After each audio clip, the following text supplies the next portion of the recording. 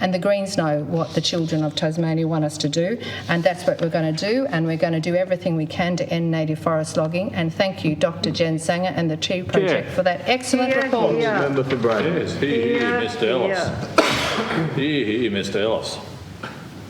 Look, Mr. Speaker, what we just heard was an absolute load of garbage from the Greens. They have no idea about the science of native forestry. They have no understanding of the fact that this is the most sustainable industry that there is. Because wood, Mr. Speaker, is a product that is so good that if it didn't exist, we would have to invent it. It's the only renewable, carbon-storing building material that we have. The diversity of what you can do with timber, particularly native timber, is unmatched by any material that is produced in this state, Mr. Speaker.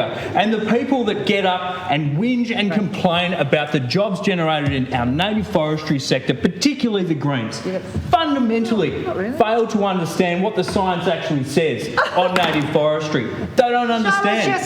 They don't understand that old growth forests are actually net carbon emitters. They don't understand that the best carbon sequestration comes from a young growing forest. They don't understand that the largest tree planting organisation in Tasmania is Sustainable Timbers Tasmania. The people that harvest our forests are the ones that replant it, are the ones that grow it for future generations. And why? Because they have an incentive. Because they want their people to be able to go to work in 10, 20, 30 years' time. They want young people in Tasmania to be able to have the same opportunities that the peers of Dr. Woodruff and Ms. O'Connor, when they were growing up, had, so that they could get a job in Tasmania, that they could earn a good income, they could start a business in our sustainable native forest sector. And, you know, it's interesting, Mr. Speaker, one of the sad things that's coming from the kind of claptrap and rhetoric from the Greens is the misinformation that is now permeating through certain sectors of our society. I mean, I had someone comment to me the other day, well, gee, you know what they do so wonderfully in Europe and that we're failing to do here in Australia, particularly in Tasmania?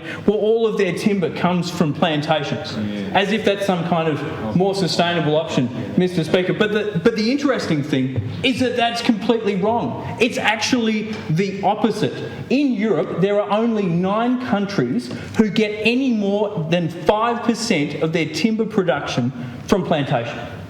And the reason why they do that, Mr. Speaker, is because if you allow native forests to grow, you have natural biodiversity, you have natural water management, you have the kind of species growing in that area, not in a monoculture, but in the natural forest that the Greens so love. Because whenever they go into a regrowth forest, they're always staggered by the beauty of these old growth forests until someone told them that they were actually put there by Forestry Tasmania workers and Sustainable Timbers Tasmania. So in Europe, Mr. Speaker, they undertake a program whereby they have as much land for forestry as possible of native forestry, so that only small parts of it actually need to be harvested in any given year to actually meet the timber demands of that continent.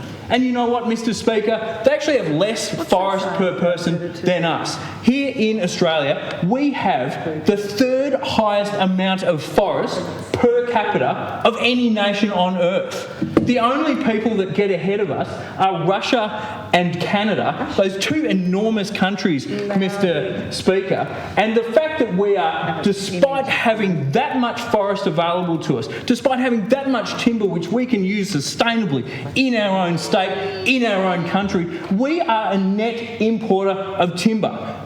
That is madness. That is absolute insanity, particularly because, as I say, Mr. Speaker, it is the ultimate renewable. It is a product so good that if it didn't exist, we would have to invent it. And the people over there in the Greens who whinge and complain about our native forest sector fundamentally don't understand the science of that industry, of climate change and carbon sequestration. You need a landscape scale solution to a landscape scale problem like climate change. That's the opportunity that's afforded to us with our sustainable native forest industry here in Tasmania. And the people that would have it locked up, come up with no solutions for how we build our houses, for how we might produce the paper which they have in their hands as we speak, Mr. Speaker. In their hands as we speak. Plantation They have paper. We are in the chamber surrounded by timber. Their homes, no doubt, are built with timber, and if they're not, they are climate vandals in their own books,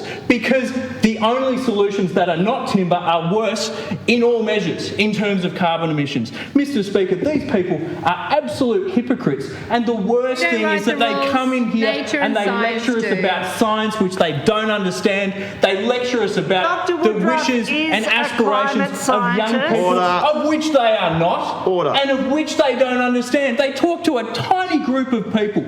A tiny group of people, Mr. Speaker, who want to shut down the native forest industry as their number one priority. Well, I'll tell you what the young people in my electorate care about. They care about getting a good job. They care about raising a family. They care about saving up a deposit to buy a house. And you know how some of them do it? They do it through the native forestry sector. I'm very proud to back those people, and I'm very proud to back the science which puts them in a position to help build a cleaner world, to help house the Tasmanians. We need to be backing these people, and we need to be backing these jobs.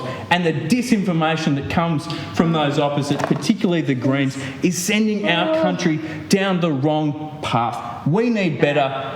Tasmania deserves better, and that's why Tasmania needs a native forest sector.